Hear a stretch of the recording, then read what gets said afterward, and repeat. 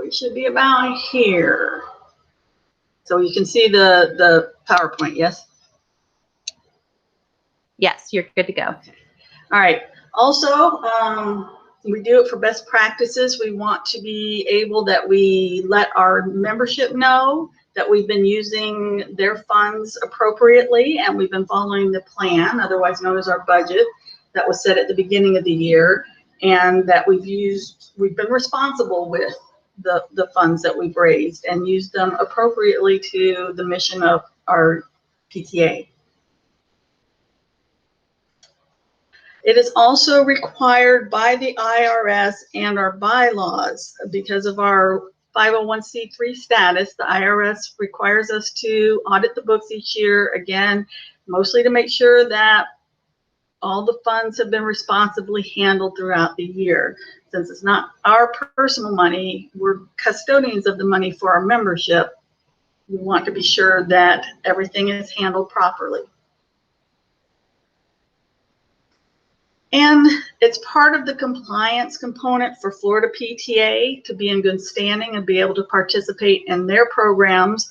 We have to do the audit, and we have to be sure that we submit a copy of the audit to Florida PTA by August 31st. So you have several weeks to get it completed before you get into any trouble. All right, so when should we be doing an audit? The one we do every year is at the end of our 12-month fiscal period, which runs from July 1st to June 30th. Again, that's required by the IRS, and that should have been done every year since your unit has been in session. Sometimes we have to do an interim audit when the treasurer resigns before the end of the fiscal year. We cannot have the new treasurer take over the books or start doing any financial work until an audit has been completed. And mostly that's for the protection of the new treasurer. As a new treasurer, you don't want to take on any problems or issues that might have been there with the previous treasurer, which is not always the case when they resign, but we want to be sure that everything is good and proper and appropriate before we take over and start the new business. And then the last reason we do an audit is if we suspect that funds might be missing. This is the one we don't want to have to do. Sometimes it happens, and sometimes it's not necessarily that we think funds are missing, but we think maybe the monthly reports aren't happening, or we're concerned that maybe we're not getting the accurate information about our funds. So you can request an audit really anytime in the year if you feel like you need to double check what's going on. And for those type, I wouldn't recommend necessarily doing the audit in-house. I would reach out to us at the county or at the state to see if they would come out and help with an audit.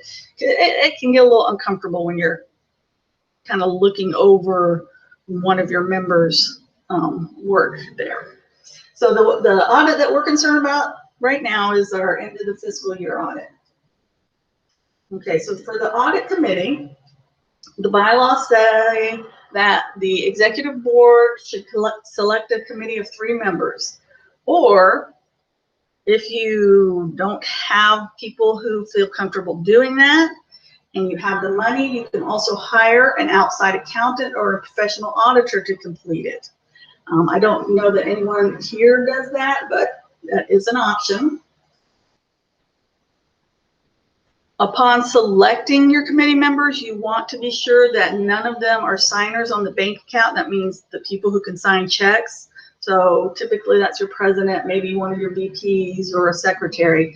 No one who can sign checks can be part of the audit committee. Obviously not the treasurer, because that's kind of who you're auditing. And anyone who's handled PTA funds a lot throughout the year should not be either. Like if you're the school store chair and you're making lots of deposits with the treasurer, it wouldn't be appropriate for you to be part of the audit committee because you've been handling the money a lot. So people who typically don't handle it as much or better choices. And the treasurer turns over all their financial records and forms that are on the audit form checklist as soon as the final bank statement for June is available to the audit committee so that they can get to work on looking through the records.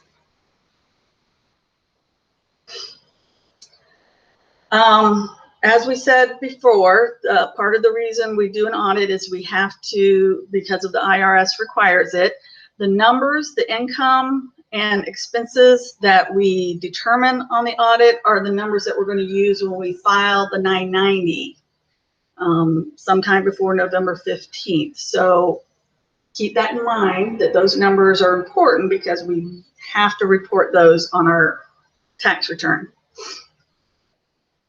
So preparing for the audit, for the treasurer, it's very important for you to organize your records well, because you have to keep in mind that the auditors are not familiar with your records and how you have them organized. So keep that in mind as you're putting things together for them to go through, because they're going to be looking through all your paperwork, all the checkbook, all of that. So on the first page of the audit form, you see right here in section A is a checklist of items that should be in your records. Things like the minutes from all the board meetings, the checkbook, all the treasurer's reports, etc. So you want to be sure all those things are included, and you want to organize them in a way that makes it easy for the auditors to find all those things. Because again, remember, they're not inside your mind, so they don't know how you've organized it. So, you know, maybe dividers in your binders, if you have it all digital or electronic, you know, make sure the files are well organized and well labeled so they know where to find things. And that helps them with time too. If they're not having to dig through everything too much, that saves some time for them. Some tips for conducting the audit. The treasurer does not need to be present during the audit, but he or she needs to be available to answer questions by phone or text. So when you set your date for the audit, be sure that it's convenient for the treasurer also, because you may have to contact him or her sometime during the process. I always recommend that you have at least 2 or 3 copies of the blank audit form. I've never been to an audit where the first time through everything was perfectly correct and no changes needed to be made. And since it needs to be completed in pen, it's good to have a couple extra forms in case you mess up and have to start again. I kind of always say start with pencil so you can make changes as you go along, and then transfer everything to a nice clean sheet with the pen.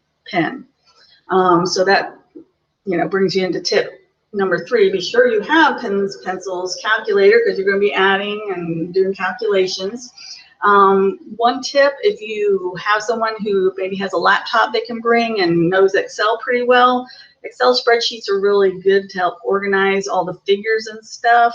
You know, sometimes when you're trying to enter things in a calculator, you'll lose track of where you are in numbers and you have to start over again and that kind of thing. So the Excel spreadsheet is kind of a nice tool, because once you enter the figures, they stay in the sheet and it's easier to keep track.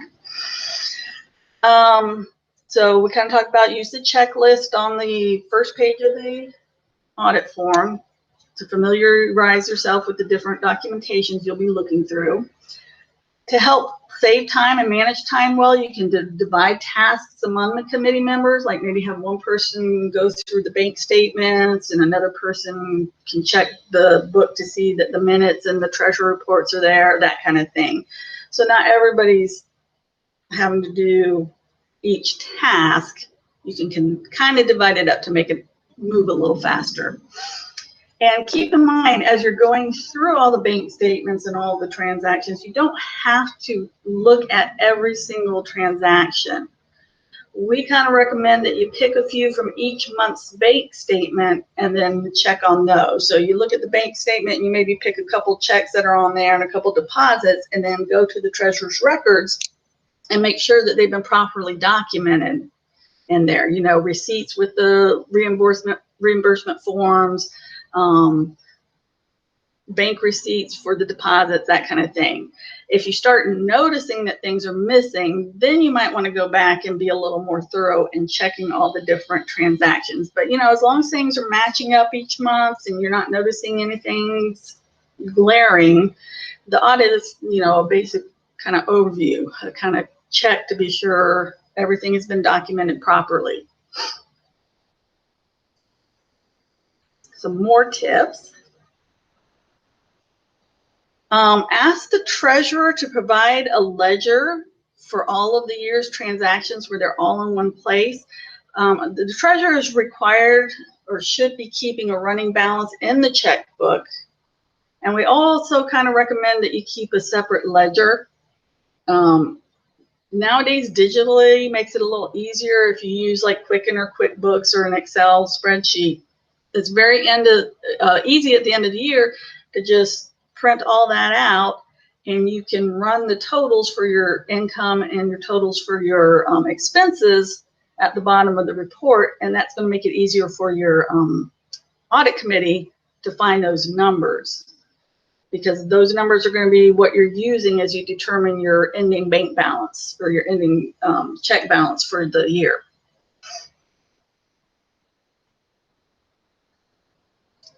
Have last year's audit available as a reference. It should be included in the paperwork. That's one of the things on the checklist, but it's good to have it out in front of you, because first of all, the end balance from that audit is what has to be the beginning balance for this audit. So those two numbers have to match up. It will also show what items were outstanding last year, so you don't have overlap on that.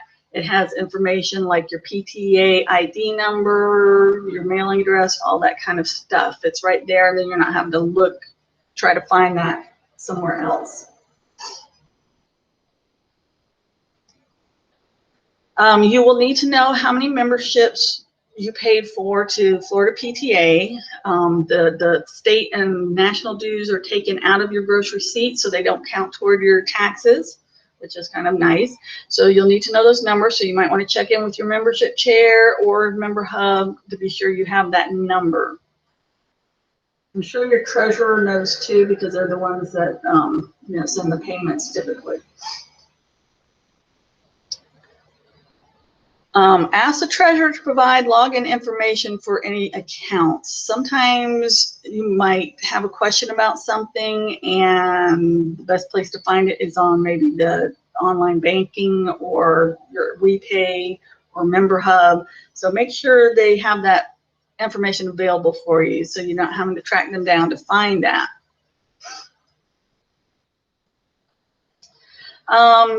As I kind of mentioned earlier on the previous year's audit, be aware of outstanding transactions from last year. So those are like the checks that didn't clear before June 30th, or deposits that maybe were made right on June 30th, but they don't show up until the next bank statement, because that's typically where you're going to run into numbers not matching up, because even though those checks were written in last year's, they might not have cleared before the June 30th deadline. So they're going to show up on the July or a later bank statement, but they have already been accounted for on the previous year's audit. So you don't want to account for those twice. And frequently that's where the problems kind of lie sometimes. One thing that I have discovered over the years that I've been doing this, that to make it easier from year to year, to set a definitely cutoff of June 30th. So anything that shows up on a bank statement after June 30th, leave for next year's audit. If it was written before June 30th, it needs to be included on the audit, and that's your outstanding transaction. But you need to make that definite cut, because if you kind of say like, well, we're meeting here on June 10th, and these things have cleared, they're on the July bank statement, the people who do the audit at the next year aren't going to know you did that. So it's really helpful to really cut it off right at that June 30th deadline to make a very distinct division between what we accounted for this year and what's going to go into next year's. Because sometimes that overlap can get confusing and mess up your calculations. This is probably the most important part on the second page. Line 5 and line 8 must be the same. So line 5 represents your bank account balance after you account for the outstanding items, and line 8 represents your checkbook balance, or vice versa, and they have to be the same. You need to be saying in your records that we have this amount, the same amount of money as what the bank is saying that you have at this time. If those numbers don't match up and you try to send it in, they're just going to send it back and say, figure it out, what's not right here. So that's the one that can get frustrating sometimes by the end. It's making sure those two numbers are the same.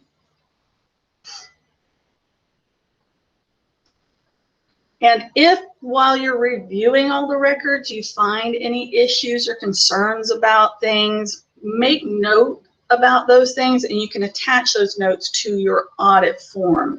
Like maybe there weren't monthly treasurer's reports. Well, that's a big red flag, because that's required. That's part of the requirement of the position, is to make monthly reports. So you would want to make a note. You know, we're missing a couple of months of treasurer reports, and then make a recommendation. The committee recommends that the treasurer make certain to include their monthly reports, that kind of thing. So anything you see that is a concern or maybe wasn't a best practice, make note of that, because that's more for the treasurer, the incoming treasurer, to be aware of, and the outgoing treasurer is the same. You know, if it's the current treasurer is moving on ahead to this year also, that just kind of gives them some feedback on, you know, we think this could be handled this way to make it a little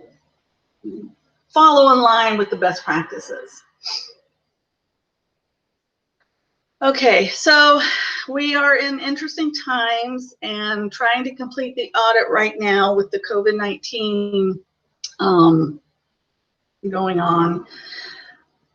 Florida PTA recommended 3 different ways to complete the audit.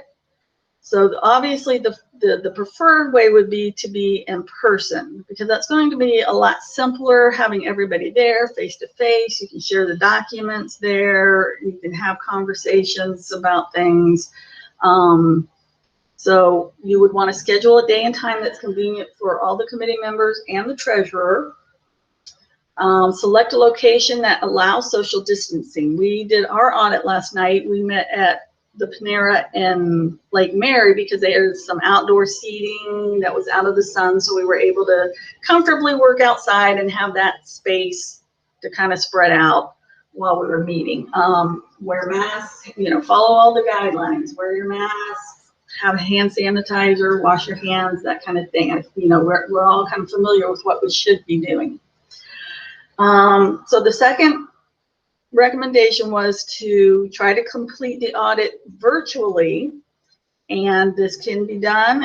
It'll probably be a little more challenging, a little more cumbersome, because the problem you're going to run into is the sharing of the documents.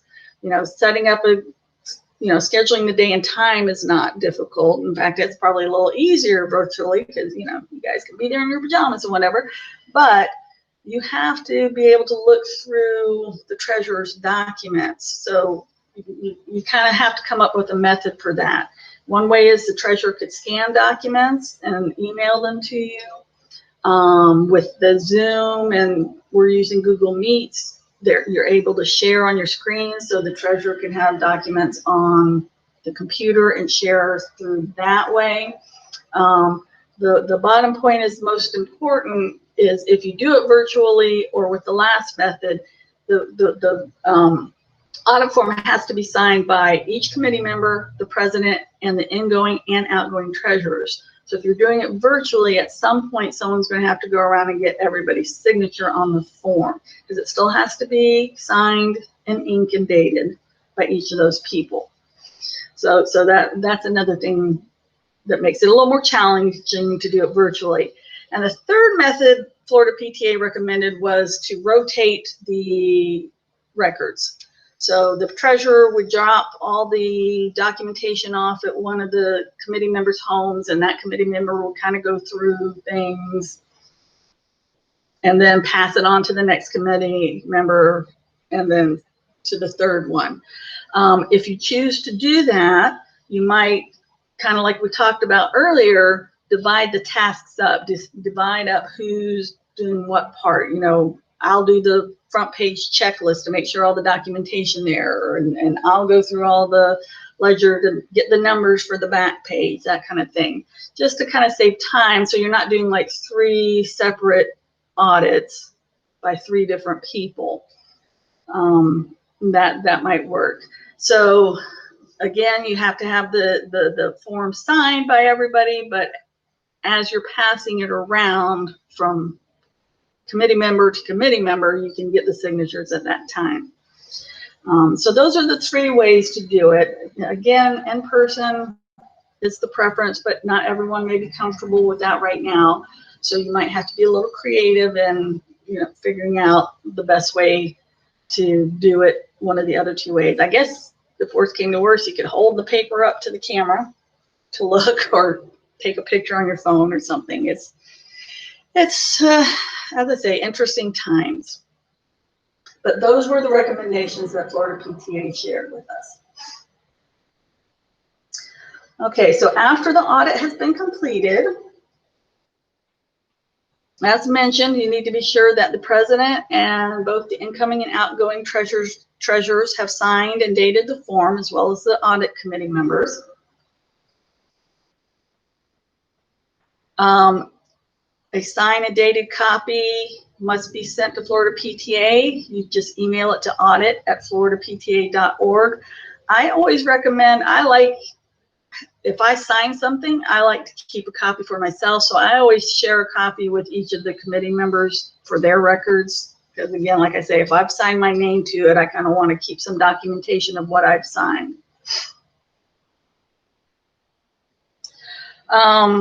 So the gross receipts or income from the audit should be the numbers that you use when you do your 990 form for the IRS. Once the audit is complete, if you have a new treasurer, then you can go ahead and pass the books and records on to the new treasurer, or just give them back to the current treasurer. And then when you have your first general meeting, your next general meeting, you have to make an audit report to the general membership so they can adopt the audit report. And you basically are just saying, we have completed the audit, we found the books to be correct, and you know, if you want to, if there were some issues, if you feel comfortable discussing that, you know, you can say, we saw this, we recommended this, we expect it to be good moving forward. Oops. Sorry. And I think that's it. Yes. So if you have any questions, you know, as you guys are working through, or you think of something along the way, I'd be your first point of contact. There's my contact information there. Our current Florida PTA treasurer, Karen Mazzola, can also help. She'll be treasurer, I guess, until the elections at Leadership Convention. And then the compliance director at Florida PTA, Ginger Flynn, she's very experienced with these things and is always willing to be helpful. If it's something that we can't figure out together, she can usually help us figure it out. So that's it. Do we have any questions? There was one question in the chat about the incoming or outgoing and who needs to be presenting the audit. For the general meeting, it should be the new treasurer, whoever is treasurer at that time for that meeting. Because even though you weren't necessarily the treasurer for the previous year, you are now the treasurer. So you would make that, the new treasurer would make the report. I'm sorry, I have a question. I think I might have typed it wrong. I was trying to ask, you said the president has to sign the audit? Yes. Is that incoming president or the outgoing president that needs to sign it? Oh, that's a good question.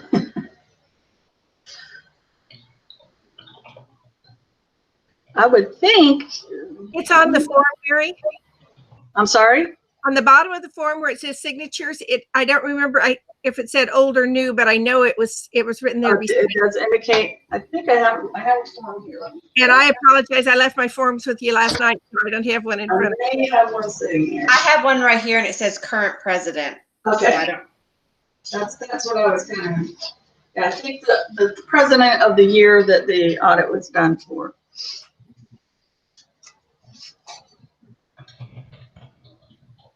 Oh, hold on, I'm sorry. What was that? I think I heard conflicting. The president that you just finished up the year with. yeah, it says current president. So that would be the new one. I, It's done after the year starts, correct? That's true. Well, you know what? Yes. We might need to get clarification on that point. I think Well, it's according to the bylaws, all positions assume their new positions immediately after the school year's over, with the exception of treasurer. So that would That's mean true. that the president is whoever was elected in April or May, or whenever. so it's the incoming or the new president who's Yes. just taken over, who is accepting the audit so that they can start their year on task. Thank you. That makes sense. Thank yeah, you. because everything says like outgoing treasurer, incoming treasurer, current president, current treasurer. I mean, it tell you, so I would assume that it would be the new president that's taking over this year. Yes. Am But I- you think am I that correct? could be, yeah, you think they could be clearer? They could all. Right. Should have Yeah. said new or incoming president. Correct. Yes. But Or something like that. the new person is saying, I'm accepting these books as our books, that they're up to date, ready to go. We're not starting with somebody else's mess. Yes. All right, were there any other questions? All right, hearing none, I'm going to go ahead and stop the recording.